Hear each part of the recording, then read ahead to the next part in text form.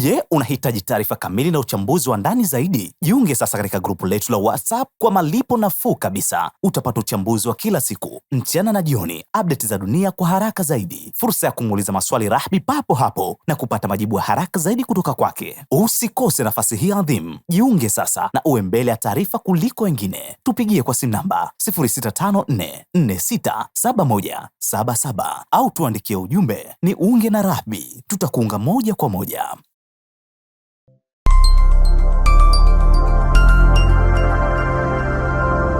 Rahby Digital. Zungumza huu mgogoro wa Venezuela ambao hivi sasa inaonekana ndani yake kumezaliwa mgogoro mpya wa Colombia.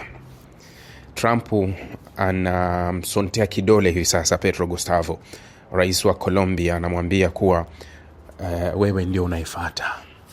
Baada ya kumfanyia vile bwana Maduro, tunakuja kwako.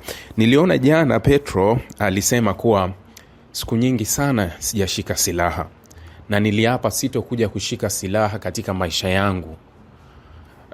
Ila sasa kwa ajili ya uhuru wa taifa langu na watu wangu nitafanya hivyo. Alikuwa ameitisha maandamano makubwa sana yamefanyika kwenye miji mbalimbali kule Colombia. Colombia ni moja ya nchi ambayo imekuwa na ushirikiano wa karibu sana na Marekani kwa miaka mingi sana. Anatajwa kuwa ndio mshirika mkubwa zaidi wa Marekani, Amerika ya Kusini, kati yake na Brazil. Lakini Colombia ndio nchi ambayo kabla ya Donald Trump ilikuwa ikipokea misaada mingi sana ya Amerika. Na walikuwa wanashirikiana sana katika vita ya dawa za kulevya, lakini walikuwa wanashirikiana sana kwenye masuala mengi ya kidiplomasia. Nini kilibadilika? Ukilitazama swala la Colombia na kile ambacho tumekuwa tukizungumza, mfano ilikuwa Venezuela, nikamwambia Venezuela ni mafuta tu, hakuna kingine. Hiyo dawa kulevya ni sababu. Lakini nimewahi kuambia kuwa kama kulikuwa kuna vita ya dawa za kulevya, Colombia walikuwa wanatajwa kusafirisha zaidi dawa za kulevya kuzidi Venezuela. Lakini kwa nini Trump alikwenda Venezuela badala ya Colombia? Na hao jirani zao Mexico ndo kwa kiwango cha hali ya juu zaidi. Lakini nchi zingine ziko kule Panama, sijui nchi gani, zinasafirisha sana ukilinganisha. Sasa Trump anaisonta Colombia hivi sasa kwa kile anachosema kuwa hawa pia wanatusambazia madawa kulevya. Lakini anajaribu kupumbaza ulimwengu. Mbona swala la Venezuela ambalo tuliaminishwa kuwa kuna makampuni, kuna watu wanasambaza dawa kulevya, kuna nini, ambao ndio Trump alikuwa anadili nao, mbona baada ya kumuondoa Maduro hatuoni hata kama kuna kambi moja ya wasambazaji wa dawa kulevya imekamatwa au wameenda kushambuliwa au wameenda kufanya nini? Isipokuwa tunachoona kuwa ni kusindikiza au kuhakikisha kupeleka makampuni ya mafuta tu yaende yakachimbe mafuta. Hakuna tena vita ya dawa kulevya ndani ya Venezuela. Imeishia wapi? Kwa Colombia tuamini nini? Colombia wanaenda mbali zaidi. Hapa sasa ule mkono wa wazayuni ndio unapofanya kazi. Mkono wa wazayuni unapofanya kazi. Mkono huu Colombia karibu miaka 2-3 iliyopita wamebadili sana msimamo wao dhidi ya kile kinachofanywa na Israeli kule Gaza. Sasa mnafahamu kuwa serikali ya Marekani inaendeshwa by remote kutoka Tel Aviv. Nimemwona jana Trump alikuwa akishutumu Hispania. Anasema kuwa tutaishughulikia Hispania kwa sababu Hispania ndio katika moja ya nchi ambayo haijafika 5% ya mpango wetu. Mpango wa NATO. Yani anataka kuichunganisha Hispania na NATO kuwa wenzake wote wamefika 5%. Wakati ameingia madarakani Trump alikuja na mpango mpya kusema kuwa hivi sasa bajeti ya ulinzi ya nchi wanachama wa NATO ni lazima kila nchi ichangie 5% ya pato lake.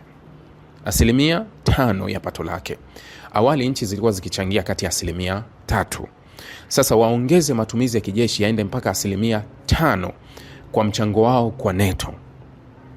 Maana yake unapoongeza ulinzi kwa 5% kutoka 3%, yani utaongeza 2% juu, maana yake utanunua vifaa vingi vya kijeshi, utaongeza masuala mengi yanayohusu jeshi na ulinzi kwa pamoja. NATO wana mikataba yao katika washirika wao wa NATO kuwa ukiwa mwanachama wa NATO huwezi kwenda kununua silaha nje ya wanachama wa NATO ukazichanganya na silaha ambazo zinakuwa za NATO. Ndio ugomvi ule wa Uturuki katika mfumo wa S-400 na washirika wa NATO akiwemo Marekani.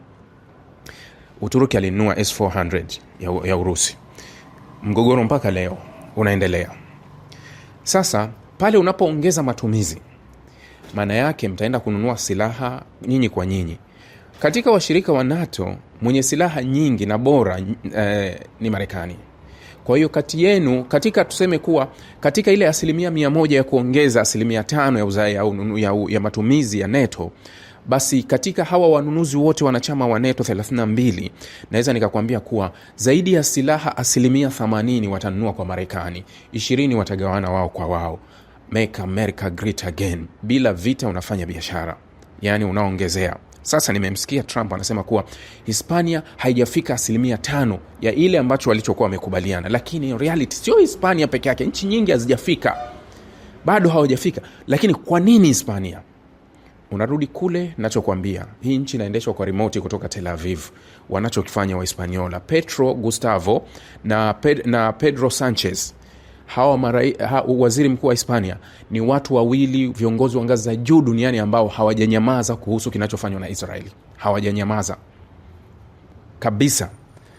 Pedro Sanchez juzi kuhusu Venezuela anasema kuwa ni kweli Maduro alikuwa ni mtu wa hovyo, aliwaumiza watu wake na nini, lakini sisi kama Hispania hatukubaliani na mbinu iliyotumika ya Marekani, wala hatukubaliani na Marekani kwenda kuiongoza Venezuela, alisema Pedro Sanchez. Ndio maana unamsikia Trump kuzungumza Pedro Sanchez kuwa Hispania ime. Sasa sio Hispania tu,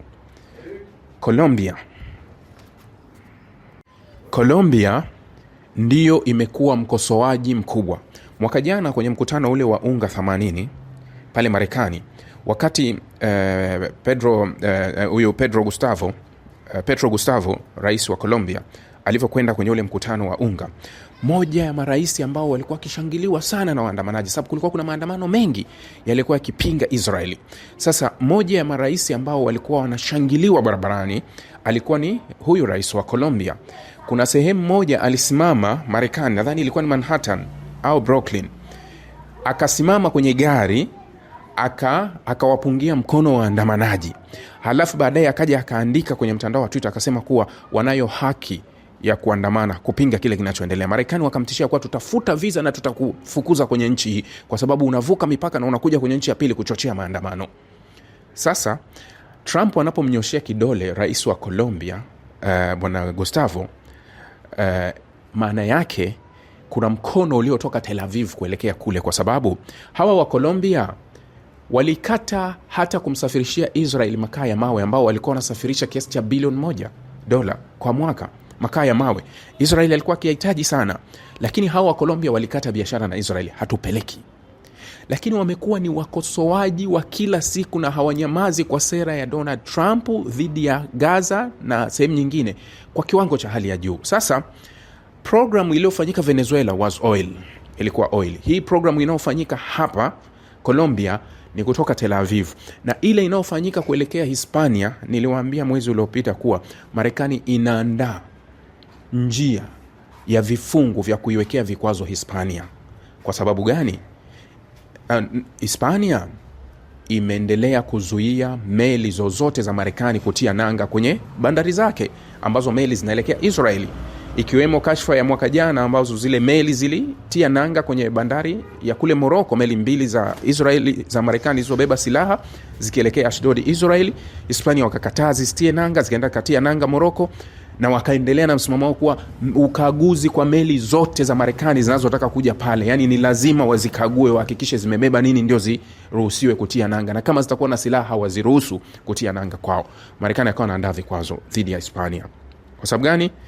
Hapa sasa ni remote kutoka Tel Aviv. Niliwahi kuambia na ninawaambia mara nyingi kuwa Trump ni fursa.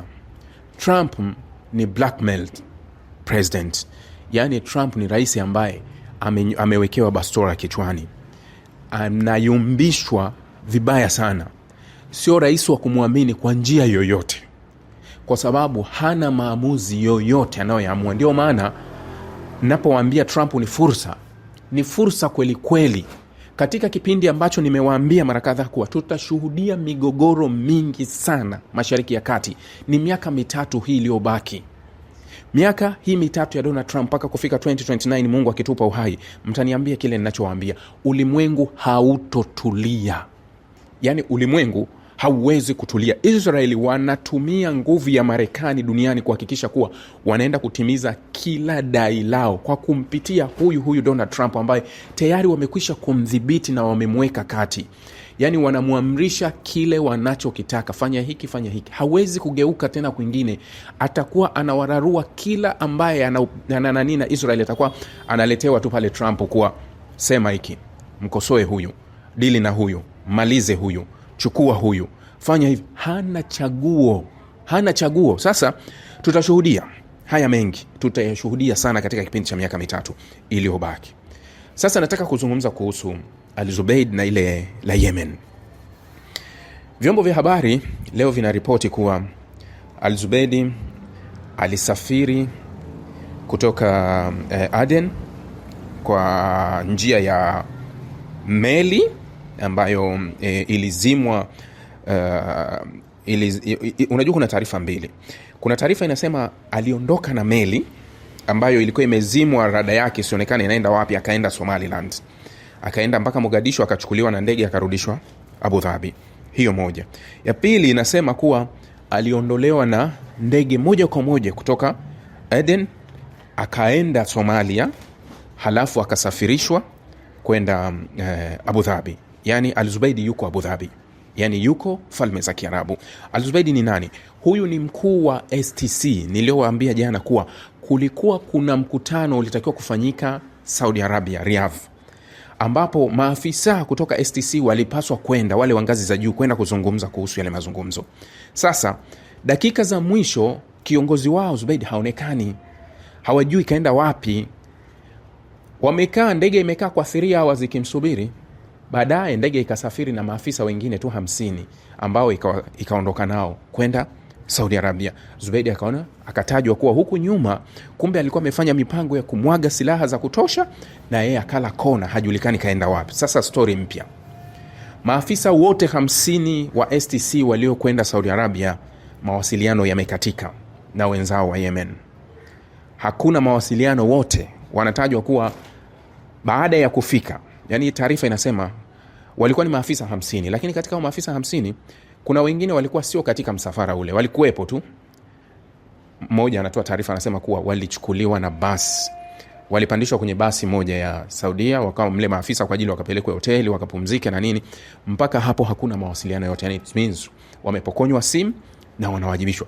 Niliwaambia jana, kama mnakumbuka, nikawaambia hivi, uamuzi wote wa Saudi Arabia ni uamuzi wa upande mmoja, na Al-Zubeid kaisha julishwa. Niliwaambia kuwa Saudi Arabia ambaye yeye ni mshirika wa mgogoro hakupaswa kuandaa haya mazungumzo. Ndio maana Al-Zubeid alikimbia, kwa sababu alikuwa anajua nini kinaenda kutokea.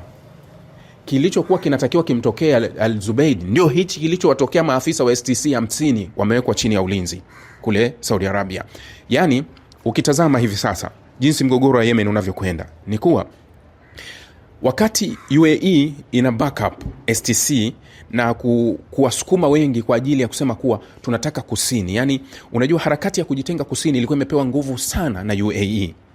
Saudi Arabia anaona tishio la kusini kujitenga na kaskazini ni kubwa zaidi kwake na ni baya. Kwa hiyo Saudia ameanzisha kampeni maalum ya kuondoa mazalia yote ya harakati ya kujitenga kusini. Leo hii STC ambao niliwaambia walichukua Al-Mahra, walichukua Hadramaut, wameondoka, hawapo. Sasa si tu kwa wameondoka hawapo, wasiwasi umekuwa wa STC. Kuna eneo inaitwa Dahlea. Yani Saudia hajaishia kwenye ule mstari ambao walisema STC waishie hapa alafu huku wasisogee. Saudia anawasogelea, anawapush. Sasa inaonekana kama vile STC wanakuwa wanarudi na wengi wakielekea tu Aden na miji mingine. Inaonekana kampeni ya Saudi Arabia ya kuimaliza STC inaendelea ndani ya Yemen. Kama kampeni yake hii ni ya kuimaliza STC ndani ya Yemen, maana yake Saudi Arabia anachotaka kwa Yemen au anachokitafuta hivi sasa ni kwenda kuondoa wazo la Yemen kusini kujitenga tena. kwa sababu lengo la Yemen kusini kujitenga na Yemen ya kaskazini, Saudia na nchi zingine wanafahamu kabisa kuwa hili lengo linapikwa wapi, au mpango umepikwa kutoka wapi. Huu ni mpango uliopikwa Tel Aviv, kuwa tunafanyaje kusini inajiondoa, halafu inaanzisha uhusiano na Israeli. Somaliland inaanzisha uhusiano na Israeli, inawaweka kati Wahuthi. Vurugu za Wahuthi zitaiathiri Saudi Arabia pia. Sasa Saudia, kwa sababu ana mikataba na Wahuthi, anaona ni bora kichaa uliyemzoea kuliko kuleta kichaa mpya kwenye hili eneo. Ameanzisha harakati ya kusudi kabisa ya kuwa hii harakati ni ya kuzuia harakati zote za kusini kuwa tena na wazo la kujitenga na kaskazini. Ndio kampeni kubwa inayofanywa na Saudi Arabia eneo lote lile. Ndio maana unaona kuwa vikosi vimeendelea na Zubeid kama wengine walivyokuwa. Lau angetia mguu wake Saudia, walikuwa wamemdaka na asingeondoka. Kungezuka mgogoro na UAE, lakini ungekuwa ni mgogoro mwepesi tu Saudia kuupanchi. Sasa bila shaka UAE wakamwambia Zubeid kuwa usithubutu kunyanyua mguu wako kufika Riyadh, hutorudi. Na kwa nini wanaogopa? Kwa sababu kitu kimoja ambacho Zubeid angeingia kule Saudia wangeminya, angetoa siri zote, yani angetoa mpango kamili. Kwa hiyo unaona kabisa UAE walichomzuia Zubeid asihudhurie leo mkutano wala asiende kule ni kuwa huyu mtu akidakwa tumeumbuka, kwa sababu atatoa mipango yote. Tunatakaje, yani sisi tunafanyaje? Kwa sababu watu wetu wa kazi, tunaposema watu wa kazi ndani ya Yemen, kiongozi wetu ni huyu Zubeid. Lakini katika hili sio umeelewa nilichosema kuwa Zubeid alitoka Aden akaenda Somaliland, halafu baada ya Somaliland akaenda Mogadishu, halafu akasafirishwa kwenda Abu Dhabi katika mpango wa ndege zile za siri ambazo zinaweza zikatembea na rada zimezimwa za UAE, ambazo hutumika zaidi Sudani, zinatumika Ethiopia, zinatumika nchi zenye migogoro, yani zinazimwa na zinatembea kama vile za kijasusi au ndege zozote zile ndio inatumika. Umeona tunahitaji Somaliland tayari yuko kwenye connection ya migogoro ambayo ndani yake kiasili inapikwa Israeli. Ndio maana ndege iliyotoka Aden imeweza kusafiri kwenda Somaliland, na mamlaka ikatoka baadaye ikasafiri kwenda Abu Dhabi. Maana yake Somaliland kwa sasa ni mshirika wa UAE na Israeli. Tayari kile ambacho nimekuwa nikisema kuwa si kuwa itampa nafuu, nilisema kuwa Somaliland wamekuwa kitamani kutambulika, na iko wazi hilo wanalitaka, lakini njia tu waliotumia au yule anaowatambua ndio shida. Ana maadui wengi, yani Somaliland atarithi maadui ambao hata hawakuwa maadui. Kwa sababu tu ana uhusiano na Israeli, tayari atakaribisha maadui ambao tayari wanachuki na Israeli, na yeye wanamuunga kuwa na wewe ni wale wale. Kwa hiyo ile nadharia na ile sura ya Somaliland kuwa eneo lenye utulivu zaidi itapotea kabisa. Uhusiano wa Israeli na Somaliland utaivuruga Somaliland, kwa sababu ni juzi tumeona waziri wa mambo ya nje Jidon Sari amekwenda Hargeisa na wakamkaribisha kwa mbwembwe na kila kitu. Kwa sasa wanaweza wakalifurahia hilo, lakini mbele litakuja litawaumiza sana, kwa sababu watarithi maadui ambao wao hata hawawajui. Sasa kile kinachoendelea ndani ya Yemen na kile Saudi Arabia anakikusudia na vile anazidi kuwasogelea, kwa sababu jana amefanya mashambulizi makubwa kwenye kambi nyingi za STC wamekuwa wakirudishwa nyuma. Lakini niliposema kuwa maamuzi yalikuwa upande mmoja, ilipaswa na jinsi ilivyokuwa inatakiwa kuwa, jamani, nchi huru ya kusuluhisha mgogoro huu ndio ilitakiwa. Nchi huru, kwa sababu naamini UAE watatumia proxy ndani ya Yemen. Walishaondoa vikosi vyao vyote, wale askari wao walishaondoka wote, lakini sina shaka UAE atatumia proxy. Proxy ni wale vita vya wakala, yani atawatumia wapiganaji wapigane dhidi ya hilo sehemu ambayo vikosi, mfano kama mikoa ya Hadramaut na mikoa kama ya Al-Mahra, ambapo kwa vikosi vya Saudi Arabia wakati STC wamevichukua, viliondoka, vikosi vya Saudi Arabia vimeanza kurejea katika hayo maeneo, lakini vimegundua kuwa ni hatari kuwa sehemu moja na kikosi cha STC, yani hawa tuishi tu kama mwanzo vile. No, umeonekana hawa wana dhamira mbaya.